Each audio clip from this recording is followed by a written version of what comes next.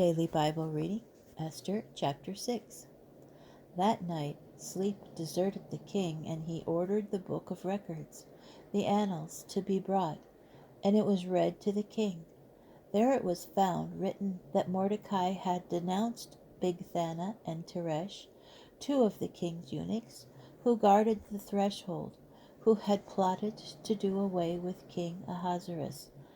What honor or advancement has been conferred on Mordecai for this? The king inquired. Nothing at all has been done for him, replied the king's servants who were in attendance on him. Who is in the court? The king asked.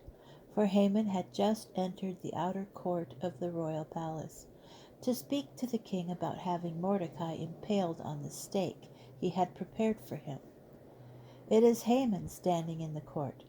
The king's servants answered him. Let him enter, said the king. Haman entered, and the king asked him, what should be done for a man whom the king desires to honor? Haman said to himself, whom would the king desire to honor more than me? So Haman said to the king, for the man whom the king desires to honor, let royal garb which the king has worn be brought, and a horse on which the king has ridden, and on whose head a royal diadem has been set. And let the attire and the horse be put in the charge of one of the king's noble courtiers. And let the man whom the king desires to honor be attired and paraded on the horse through the city square, while they proclaim before him, this is what is done for the man whom the king desires to honor.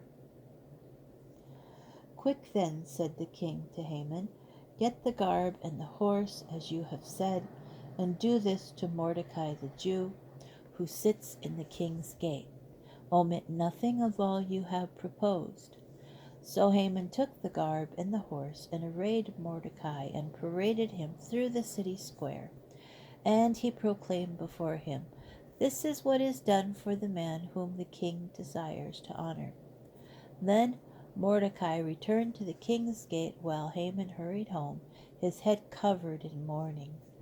There Haman told his wife Zeresh and all his friends everything that had befallen him.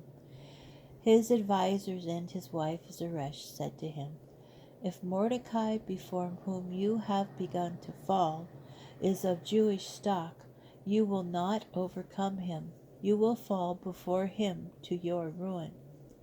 While they were still speaking with him, the king's eunuchs arrived and hurriedly brought Haman to the banquet which Esther had prepared.